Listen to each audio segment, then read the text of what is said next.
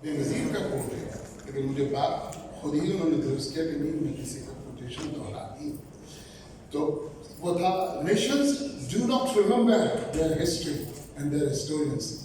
History forget them, bury them alive. میں اس چیز کا مثال اس لیے دے رہا ہوں کہ آج مجھ کو رہ رہ کر کے بے نظیر بہت ساری باتوں کے ساتھ یاد آئیں اور میں نے ان کو یاد بھی کیا. میں بریگیڈیئر طارق کا بہت بہت شکر گزار ہوں. اور یہ نئی دوستی جس کا میں نے ابھی دائیں جانب سے کمنٹ سنا، ہرگز یہ نئی دوستی نہیں ہے. مجھے پاکستان کے ہر فوجی سے دوستی ہے، میری پاکستان کے ہر فوجی سے دوستی ہے. میری اس سے بھی دوستی ہے جو خندقوں پہ جان دیتا ہے، میری اس سے بھی دوستی ہے جو آفات و بلیات میں کام آتا ہے، جو اپنے 25 سال نذرانہ دے کر گزر جاتا ہے لیکن کوئی ہیرو کے طور پر کاؤنٹ نہیں ہوتا. ہاں میں ان فوجیوں کے ساتھ نہیں ہوں جو تالے آزما تھے، جنہوں نے آئین توڑا. جیسا کہ کوٹ کیا گیا کہ 12 صفوں کا ایک ٹکڑا ہے، جب چاہوں کھلا دوں پھاڑ دوں پھینک دوں. نہیں، میں ان کے ساتھ نہیں ہوں. لیکن پاکستان کے فوجی کے لیے دل قربان جان قربان، فوج میرا مذہب، فوج میرا ایمان. میں بریگیڈیئر طارق کو آپ یقین کریں محنت سماجت کر کے روکتا رہا کروں گی. میں آپ کے بارے میں کچھ کہنے والا ہوں اور جو میں کہوں گا آپ یقین کریں کہ بریگیڈیئر طارق کی باتوں کے بعد مجھے خیال آ رہا تھا کہ تاریخ پاکستان، مطالعہ پاکستان، پاکستان اسٹڈی کو دوبارہ سے لکھا جائے گا، تاریخ کو صحیح پیرائے میں لکھا جائے گا. خدا کو میں کوٹ نہیں کرنا چاہتا، میں ان کو میں آپ کی تحریم میں تقریم میں کمی نہیں کر رہا. خدا شاہ کو میں بہت بڑا رائٹر مانتا ہوں، بلکہ جن رائٹرز کی میرے پاس فہرست ہے اس میں وہ سر فہرست ہے. جو باتیں انہوں نے کہی ہیں وہ بھی دل کو ٹچ کر کے گئی. اور بریگیڈیئر صاحب، بریگیڈیئر طارق سے میں درخواست کروں گا کہ جب آپ اپنی کانفرنس بلائیں چائنیز کے ساتھ اس کراچی شہر کو ڈونیشن ان کا دینے والوں کی، آپ یقین کریں مجھے بلائیے، میں آ جاؤں. آئیڈیاز کی کانفرنس کو بلائی، میں آ رہا ہوں. اور آخری بات، آج میں جو تقریر بنا کر کے لایا چھوڑ دیں اس کو، پھاڑ بھی نہیں، میں پورا وقت گزر جائے گا. میں آپ سے علیہ سے بات کروں گا، ریکارڈ کر کے کیسٹ دے دوں گا، پھر آپ اپنے سامعین کے لیے رکھ لیجیے گا. اگر اصل تقریر پر آؤں تو وہ یہ ہے کہ قومی ہیروز کی خدمات اجاگر کرنے میں میڈیا کا کردار. مجھے اب تک یہ نہیں پتا چلا کہ میڈیا سے مراد آپ کی ہے کیا؟ Print media, digital media, social media, electronic media یا اسٹنگر میڈیا وغیرہ؟ وہ آپ نے واضح ہی نہیں کیا. میں لائر ہوں اور مجھے بولنا اکبر کے بولنے کی کمائی کھاتا ہوں. میں تو آیا تو اس کو میں ٹھنڈا کر کے رکھ دوں گا کہ کون سا میڈیا ہے، کس میڈیا کی بات کر رہے ہیں وہ نہیں ہے. اچھا پھر قومی ہیروز، یہاں بھی بڑا مسئلہ ہے. یہ سندھی قومی ہیروز ہیں، پنجابی ہیں، پشتون ہیں، مہاجر ہیں اور دیگر تمام، یعنی شیعہ، سنی اور اقلیتی قومی رہنما. کس کے ہیرو؟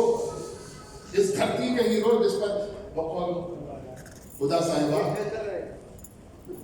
جس پلاٹ پر ہمارا ملک ہے، جس پلاٹ پر یہ جان دل قربان پاکستان ہے، کیا ہم اس کو جانتے ہیں؟ کیا اس کی 4 دیواریوں میں بند قوموں کو جانتے ہیں؟ کتنوں کو پتا ہے کہ کون کس علاقے میں رہتا ہے، کون کیا تھا اور کس کے آبا و اجداد کی زمینیں تھیں جو اب ہماری میراث بن گئی ہیں؟ کس کو پتا ہے؟ ہمیں یہ بھی نہیں پتا. تو طارق صاحب، بریگیڈیئر طارق صاحب، آپ کی گفتگو کے بعد آپ یقین کریں اگر نہیں کوئی لکھے گا تو میں پرسویٹ کروں گا ڈاؤن سے بھی، انڈیپینڈنٹ نیوز پیپر سے بھی اور ریڈیو آسٹریلیا سے بھی. میں اس پر کنونس کروں گا لوگوں کو کہ اس کی تاریخ کو پڑھو اور جو مطالعہ پاکستان یا پاکستانی اسٹڈیز لکھ کر کے رکھ دیا گیا پھاڑ کے پھینک دو. وہ درستی نہیں ہے، وہ جھوٹی باتوں سے بھرا پڑا ہے. مجھے بتائیے میں پاکستان کے سالے کے اوپر کیا لکھا گیا ہے؟ مجھے بتائیے ان جانداروں کے اوپر کہ جنہوں نے چوئندہ اور پتہ نہیں کون سے کھیل کرن سے کن محاذوں پر اپنی جانیں دی. کچھ لکھا گیا؟ نہیں لکھا گیا. میں چاہوں گا کہ مطالعہ پاکستان درست ہو اور تاریخ اپنے صحیح پیمانے میں لکھ کر گیا. میں نے کوشش کی ہے کہ میں ایجدار راہوں سے بچ بچا کر صحیح سلامت گزر جاؤں، یعنی کسی مسئلے میں پڑے بغیر نکل جاؤں. تاہم خدشہ ہے کہ یقیناً میں پھنس جاؤں گا اس لیے کہ بڑے زیرک اور بادشاہ سمیت دانا لوگ یہاں پر بیٹھے ہوئے، تو میں کسی دویدھا میں نہیں پڑھوں گا، میں ان سے بھی بچ جاتا ہوں۔ یہ 6.5 گھنٹے کی کاوش، 9 کتابوں کا مطالعہ اس میں نچوڑ کر کے میں نے رکھا ہے۔ میری مستی ہے کہ میں اس کو پڑھوں گا تو ہرگز نہیں پڑھوں گا، لیکن جو باتیں آئی ہیں سامنے انہوں نے میرے دل دماغ روشن کر کے رکھ دیا، اور میں اس چیز کا قائل ہوا کہ اس کا تدارک بھی موجود ہے۔ قرآن میں آتا ہے لَهُمْ قُلُوبٌ لَا يَفْقَهُونَ بِهَا وَلَهُمْ أَعْيُنٌ لَا يَسْمَعُونَ بِهَا كُلُّهُمْ أَنَامٌ لَا يَبْصِرُونَ بِهَا، آنکھیں ہیں دیکھتے نہیں، كُلُّهُمْ أَنَامٌ بَلْ هُمْ عَمْيٌ، دل ہیں محسوس نہیں کرتے، کان ہیں سنتے نہیں، آنکھیں ہیں دیکھتے نہیں، سب کے سب جانور ہیں، بلکہ جانوروں سے بھی بدتر۔ سر یہ قرآن کا ہے، اور یہاں آ کر کے پتہ چلا کہ یہاں کانوں سے دیکھنے کی ادا سکھائی گئی، کانوں سے سننے کی ادا سکھائی گئی، کانوں سے بپتا کو پڑھ لینے کی ادا سکھائی گئی۔ میں براڈ کاسٹر ہوں، مجھے پتہ ہے کہ کان کیا سنتے ہیں۔ اور ہم نے سوچا ہو کہ ٹھیک ہے ہمارے لیے تو ڈاکٹر عبد القدیر ہیرو ہیں، ہم نے اس پروگرام کے تھرو ٹریبیوٹ بھی پیش کریں گے، لیکن let's discuss who is the hero, ہم نے کس کو چھوڑا ہے۔ میڈم فاطمہ جناح ان کو الیکشن کے لیے غرض بھی قرار دے دیا گیا۔ There are so many instances, میں چاہتی ہوں اتنے سارے اسپیکرز ہیں، میں ان کا ٹائم نہ لوں، اور as president Pakistan council of media women مجھ پہ یہ بھاری ذمہ داری بھی ہے کہ ہر اس میری ممبر جسے میں نے بلایا اس کو انٹروڈیوس بھی کراؤں، اس کو ٹائم بھی دوں ٹو اسپیک۔ ہماری طرف سے ویلکم اسپیچ مبشرہ علوی کریں گی، is a writer, he is a content writer and he is the executive committee member of Pakistan Council of Media Women۔ میں چاہوں گی کہ وہ ویلکم اسپیچ دیں مبشرہ علوی۔